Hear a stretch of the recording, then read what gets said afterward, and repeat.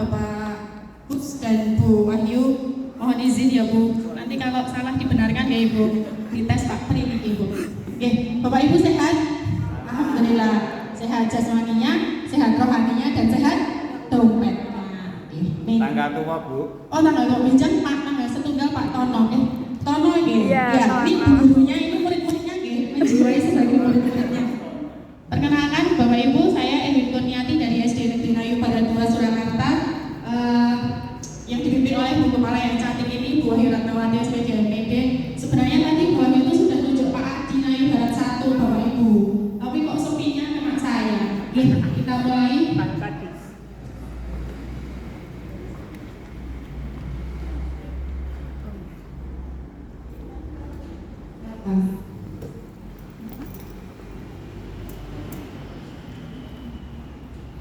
Ya. Jadi meneruskan tugas dari Pak Gus tadi mengenai tugas workshop tindak lanjut peningkatan kompetensi guru, kami dari kelompok 3 yang terdiri dari Bu Fitria Utami dari SD Negeri Kadipiro, kemudian ada Bu Evita Mulyawati dari SD Alisman. Saya nggak ditemenin Ibu. Enggak. Ya Allah. Mani. Kemudian saya sendiri Edwin Kurniati dari SD Negeri Nayu Barat 2 Surakarta. Fase 1, fase paling imut dan lucu. Kita ambil CP, peserta didik dapat melakukan operasi penjumlahan dan pengurangan menggunakan benda-benda konkret yang banyaknya sampai 20.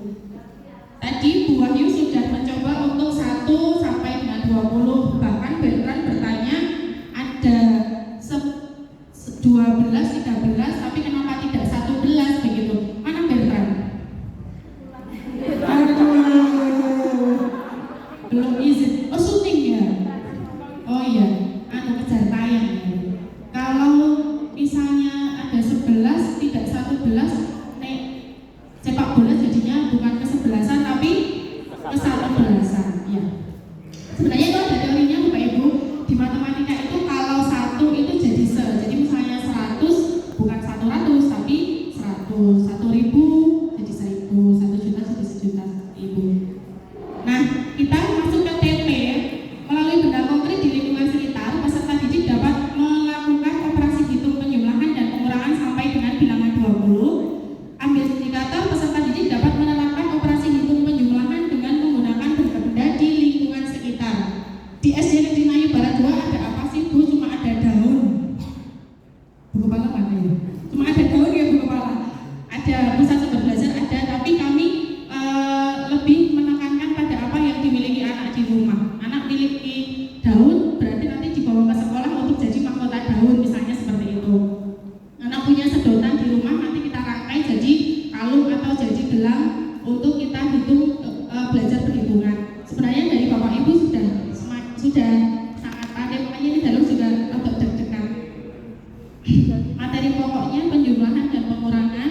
Kita ambil konsep rutinnya, mengingat kembali konsep operasi penjumlahan dan pengurangan disertai dengan lambangnya. Jadi mengenalkan anak bahwasanya lambang positif, lambang penjumlahan itu seperti itu, artinya tambah dan nanti akan bertambah banyak.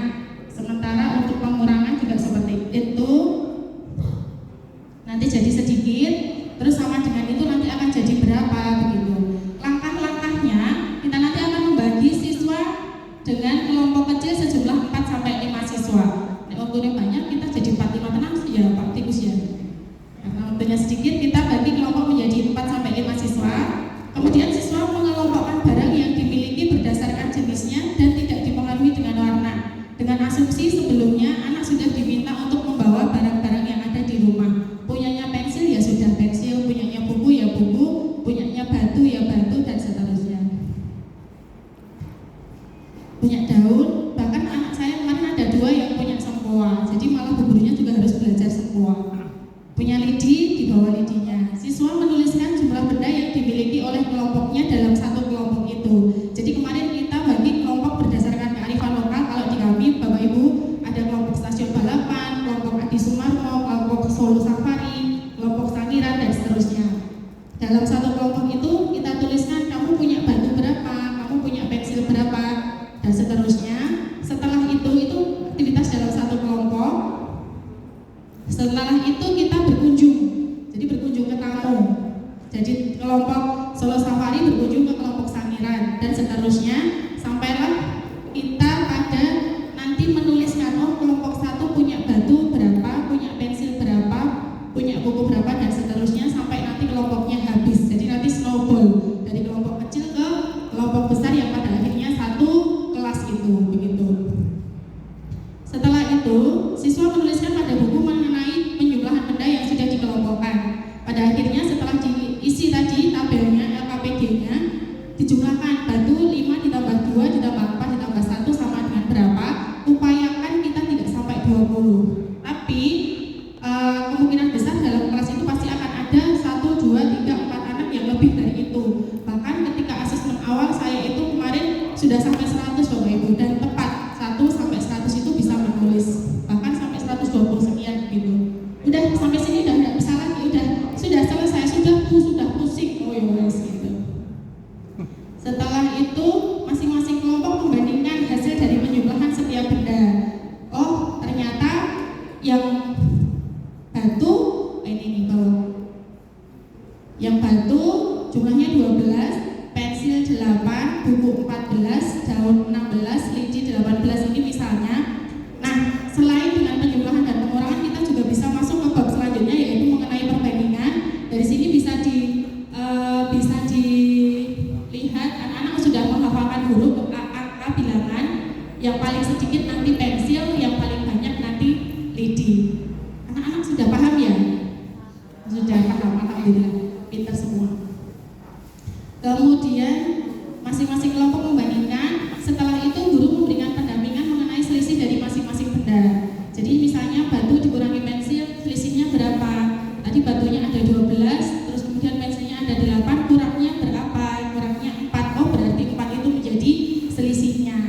Nah, masuklah kita ke konsep pengurangan. Berarti pengurangan adalah selisih. Yang saya bagi Bapak Ibu yang ngajarnya di kelas, aku mesti rata-rata tidak mengalami kejadian seperti ini.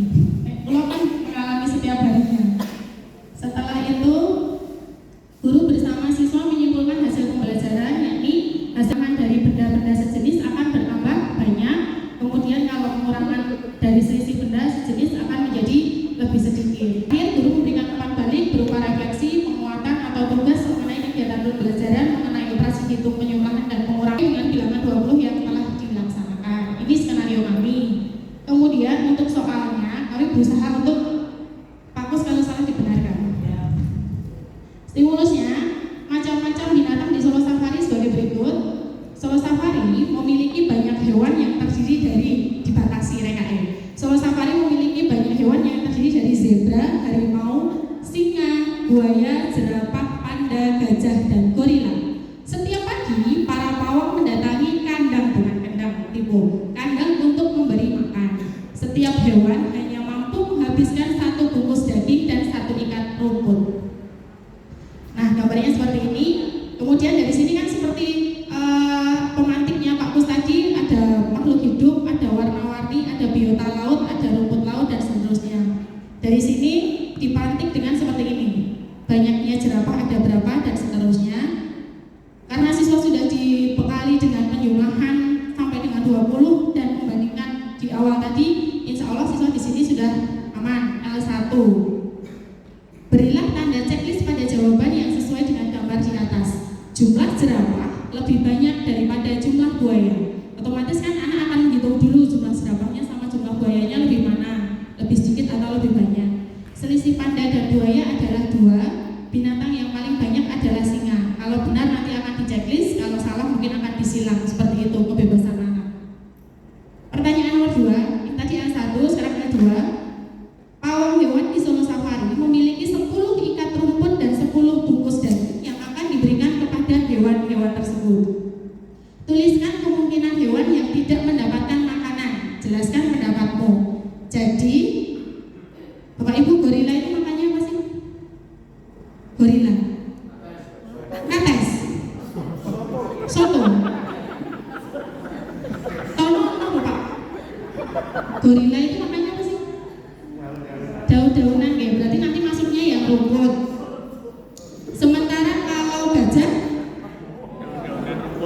juga soto mungkin ya. Atau masakan Padang ini juga mau ya.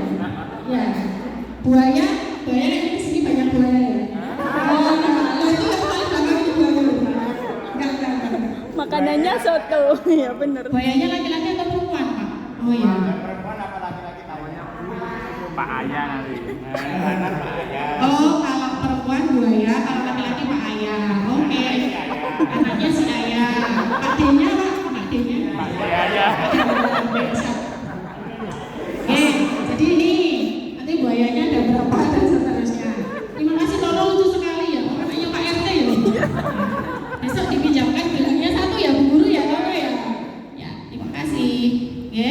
Kemudian jadi di sini nanti anak akan mikir, oh rumput apa daging duluan ya yang akan cepat habis ya. Kita pasti akan menghitung, terus akan mengklasifikasikan mana yang makanannya rumput, mana yang makanannya daging. Dan sementara pawang hanya punya 10 rumput dan 10 daging. Pasti akan ada sisa atau akan ada kurang ya Bapak Ibu. Ketok-ketok ya. Gak bisa nerawang ya Pak ya? Bisa. Nah ketok yang kurang apa Pak? Ya. Gambarnya diteruskan dulu.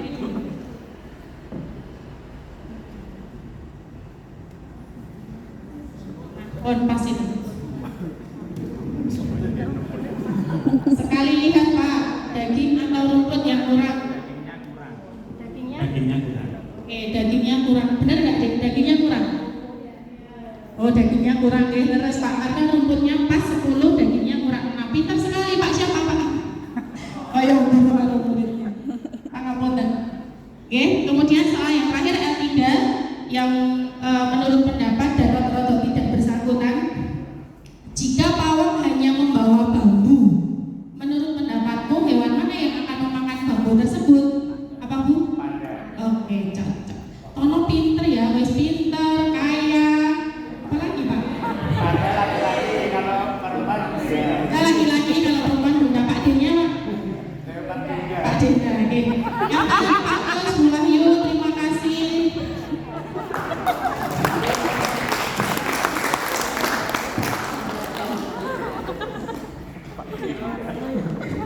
Terima kasih.